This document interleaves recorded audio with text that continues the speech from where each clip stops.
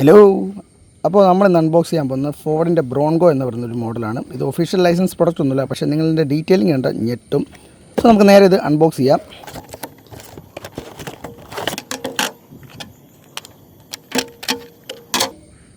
അപ്പോൾ ഇതാണ് നമ്മുടെ മോഡൽ എന്ന് പറയുന്നത്. ഇതിൻ്റെ ഉള്ളിലായിട്ട് കുറച്ച് അക്സറീസും കാര്യങ്ങളൊക്കെ ഉണ്ട്.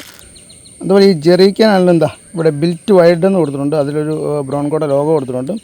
സോ അതുപോലെ തന്നെ അത് ഇവിടെയും ബ്രോൺകോ എന്ന് കൊടുത്തിട്ടുണ്ട്. അതുപോലെ ബിൽറ്റ് വൈഡ് എന്ന് കൊടുത്തിട്ടുണ്ട്. പക്ഷേ ഇതൊന്നും ഒഫീഷ്യൽ ലൈസൻസ് പ്രൊഡക്റ്റ് അല്ല. എന്നിട്ട് പോലും ഇത്രയും ഡീറ്റെയിലിങ് അവർ ബ്രോൺകോ തന്നെ ലേബൽ ചെയ്തിട്ടുണ്ട്.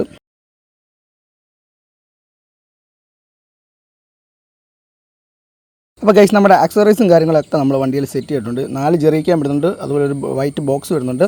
പിന്നെ വല്ല കടലിൽ കൂടെ ഒക്കെ തെന്നിപ്പോകുന്ന ഐറ്റം ഇല്ലേ, സ്കേറ്റ് ചെയ്യുന്ന ഐറ്റം, ആ സാധനം വരുന്നത്. അതിൻ്റെ പേര് എനിക്ക് അറിഞ്ഞില്ല, അറിയാവുന്ന ജസ്റ്റ് കമൻറ്റ് ചെയ്യുക. വണ്ടിയിലേക്ക് നോക്കുകയാണെങ്കിൽ ഒരു രക്ഷയില്ലാത്ത ഡീറ്റെയിലിംഗ് കൊടുത്തുള്ള വണ്ടിയാണ്. ഇതിൻ്റെ ഓറഞ്ച്, ബ്ലാക്ക്, വൈറ്റ് എല്ലാം അവൈലബിൾ ആണ്. പക്ഷേ ഞാൻ എടുത്ത ഒരു യെല്ലോ ഷെയ്ഡാണ്. കാരണം കൂടുതലും ബ്രോൺകോ കാണപ്പെടുന്നത് യെല്ലോയിലാണ്. അതുകൊണ്ടാണ് ഞാൻ യെല്ലോ ഷെയ്ഡ് തന്നെ എടുത്തത്. ഇതൊരു ഒഫീഷ്യൽ ലൈസൻസ് പ്രോഡക്റ്റ് അല്ലെങ്കിൽ പോലും ബ്രോൺകോ എന്ന ബാഡ്ജിങ് അവർ ഫ്രണ്ടിൽ കൊടുത്തിട്ടുണ്ട്. അതുപോലെ നമ്പർ പ്ലേറ്റിൻ്റെ അവിടെയും ബ്രോൺകോ എന്ന് കൊടുത്തിട്ടുണ്ട്. ബമ്പറിൻ്റെ ഭാഗത്തേക്ക് വരുമ്പോഴും ഗ്രില്ലിയുടെ ഭാഗത്ത് ഹെഡ്ലൈറ്റ് എല്ലാം വരുമ്പോഴേക്കും എന്താ പറയുന്നത്, എൻഡ് ടു എൻഡ് അടിപൊളി ഡീറ്റെയിലിംഗ് കൊടുത്തുള്ള വണ്ടിയാണ്. എങ്ങനെയാണോ റിയൽ ലൈഫിൽ വണ്ടി ഇരിക്കുന്നത് അതുപോലെ തന്നെയാണ് അവർ സെറ്റ് ചെയ്തിട്ടുള്ളത്. പിന്നെ ഇത് വരുന്നൊരു ഹാഫ് ഡോറാണ്. അതായത് ഓഫ് റോഡിന് വേണ്ടി നിർബന്ധിച്ച ഒരു വണ്ടി ഉണ്ടായിരുന്നു, ബിൽറ്റ് വൈൽഡ് എന്ന് പറയുന്നത്. അതിൻ്റെ ഒരു വെർഷനാണ് എൻ്റെ കയ്യിലിരിക്കുന്നത്. ഹാഫ് ഡോറാണ് വരുന്നത്. അതുപോലെ ഇതുപോലത്തെ ഒരു കട്ട് നമുക്ക് കാണാൻ പറ്റും. ഈ ഡോറെല്ലാം നമുക്ക് ഓപ്പൺ ചെയ്യാൻ പറ്റും.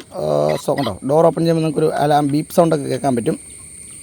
പിന്നെ ഇതിൻ്റെ ഹെഡ്ലൈറ്റും കാര്യങ്ങളൊക്കെ വർക്ക് ചെയ്യുന്നതാണ്. നമ്മളിതാ ഇപ്പോൾ ഇങ്ങനെ പ്രസ് ചെയ്യുകയാണെങ്കിൽ ഇതിൻ്റെ ഹെഡ്ലൈറ്റും കാര്യങ്ങളെല്ലാം വർക്ക് ചെയ്യും. അതുപോലെ ടെയിലൈറ്റും വർക്ക് ചെയ്യും. പിന്നെ ഒരു അവിഞ്ഞ സൗണ്ടും പുറത്ത് വരും. ഈ സൗണ്ട് എനിക്ക് ഇഷ്ടമല്ല. കാരണം എല്ലാ വണ്ടിയിലും ഞാൻ മേടിച്ചിട്ടുള്ള എല്ലാ 1/24 സ്കെയിലും ഈ ഒരു സൗണ്ട് ഉണ്ട്. ഹെഡ്ലൈറ്റ് കൂടെ നമുക്ക് സഹിക്കാൻ പറ്റും, പക്ഷേ ഈ ഒരു സൗണ്ട് സഹിക്കാൻ പറ്റില്ല. ആരോ കിടന്ന് അലറി ചാകാൻ പോകുന്ന പോലത്തെ ഒരു സൗണ്ടാണ്. അതെനിക്കിഷ്ടമല്ല. അപ്പോൾ നമുക്ക് ഇതിൻ്റെ ഡോർ നമുക്ക് ഓപ്പൺ ചെയ്യാൻ പറ്റും. അതുപോലെ റിയർ ഡോർ നമുക്ക് ഓപ്പൺ ചെയ്യാൻ പറ്റും. അതുപോലെ ഇതിൻ്റെ ബോണറ്റും നമുക്ക് ഓപ്പൺ ചെയ്യാൻ പറ്റും. ബോണറ്റ് ഇച്ചിരി പാടാണ് തുറക്കാനായിട്ട്. എനിക്ക് നഖമില്ലാത്തതുകൊണ്ട് തന്നെ അത്യാവശ്യം നല്ല കഷ്ടപ്പാടാണ്. ബോണറ്റ് നമുക്ക് ഓപ്പൺ ചെയ്യാൻ പറ്റും. ഇവിടെ നോക്കിയാലും ബ്രോൺകോ ഇത് കൊടുത്തിട്ടുണ്ട്, V6 എന്ന് കൊടുത്തിട്ടുണ്ട്. എഞ്ചിൻ്റെ ഒരു മിനിമം ഡീറ്റെയിലൊക്കെ അവിടെയും കൊടുത്തിട്ടുണ്ട്. പക്ഷേ എക്സ്റ്റീരിയർ വൈസ് വരുമ്പോഴത്തേക്കും വണ്ടി ഒരു രക്ഷയില്ലാത്ത ഡീറ്റെയിലിംഗ് ആണ് കൊടുത്തുള്ളത്. ഇൻറ്റീരിയറിൻ്റെ ഭാഗത്തോട്ട് വരുമ്പോഴും വീണ്ടും കിടന്ന് ചലച്ചുകൊണ്ടിരിക്കും. അലാറം ഒട്ടും സഹിക്കാൻ പറ്റുന്നില്ല. ആരുടെയോ വണ്ടി തിരടിക്കൊണ്ട് പോയവരാണ്. പക്ഷേ ഞാൻ എൻ്റെ വണ്ടിയുടെ ഡോറാണ് തുറന്നത്. ആൻഡ് ഡാഷ്ബോർഡിൻ്റെ സൈഡിലേക്ക് വരുമ്പോഴത്തേക്കും ഒരു രക്ഷയില്ലാത്ത ഡീറ്റെയിലിംഗ് ആണ്. സ്റ്റിയറിംഗ് വൈസ് വരുമ്പോൾ സ്റ്റിയറിംഗ് വരെ ഒരു ലോഗോ കൊടുത്തിട്ടുണ്ട്.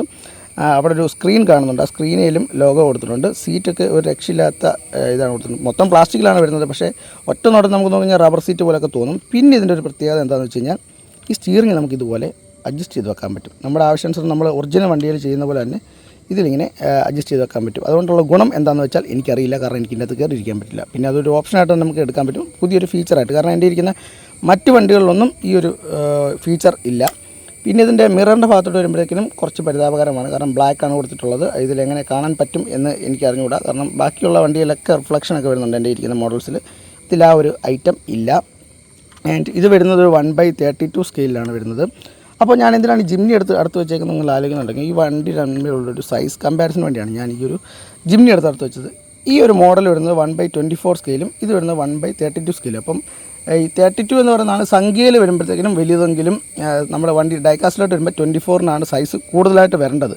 പക്ഷേ ഇത് 32-ഉം ഇത് 24-ഉമാണ്. പക്ഷേ ഇതിനേക്കാളും വളരെ ചെറുതാണ് ഈ ഒരു വണ്ടി. അപ്പോൾ തന്നെ നമുക്ക് റിയൽ ലൈഫിൽ ബ്രോൺകോയുടെയും നമ്മുടെ സുസുക്കി ജിംനിയുടെയും തമ്മിൽ സൈസ് നമുക്ക് ഏകദേശം ഒരു രൂപം കിട്ടും. ഈ ഒരു ജിംനിയുടെ 2 ഇരട്ടിയെങ്കിലും കാണും നമ്മുടെ ഈ ബ്രോൺകോ എന്ന് പറയുന്ന വണ്ടി. പിന്നെ 21-ലാണ് വീണ്ടും ഇതിൻ്റെ 6th ജനറേഷൻ ലോഞ്ച് ആയത്. അപ്പോൾ ആ ഒരു ജനറേഷൻ്റെ ഓഫ് റോഡ് വണ്ടിയാണ് നമ്മുടെ ഇരിക്കുന്നത്. ഇവിടെ നോക്കി തന്നെ അറിയാം, നല്ലതായിട്ട് വണ്ടി ഹൈറ്റൊക്കെ പൊക്കിയിട്ടുള്ള വണ്ടിയാണ്. ഇങ്ങനെയാണ് ബ്രോൺകോ ഇരിക്കുന്നത്. അത് ഓഫ് റോഡിന് വേണ്ടി തന്നെ നിർമ്മിച്ചതാണ്. ആൻഡ് ഫ്രണ്ടിൽ നമ്മൾ ഇതിൽ പ്രസ് ചെയ്ത് കഴിഞ്ഞാൽ ലൈറ്റും കാര്യങ്ങളൊക്കെ കത്തും. ബാക്കിൽ നോക്കി കഴിഞ്ഞാൽ സസ്പെൻഷനൊക്കെ ഉണ്ട് അത്യാവശ്യം.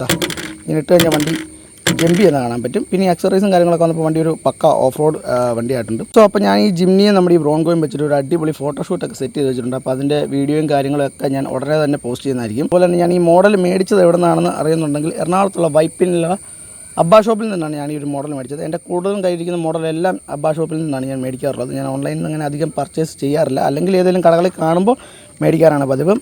അപ്പോൾ നമ്മുടെ ഇന്നത്തെ വീഡിയോ ഇഷ്ടപ്പെടുന്നു വിചാരിക്കുന്നു. ഇഷ്ടപ്പെട്ടെങ്കിൽ ലൈക്ക് ചെയ്യുക, ഷെയർ ചെയ്യുക, സബ്സ്ക്രൈബ് ചെയ്യുക. നെക്സ്റ്റ് ഒരു വീഡിയോ ആയിട്ട് കാണാം. അതുവരെ എല്ലാവർക്കും ബൈ.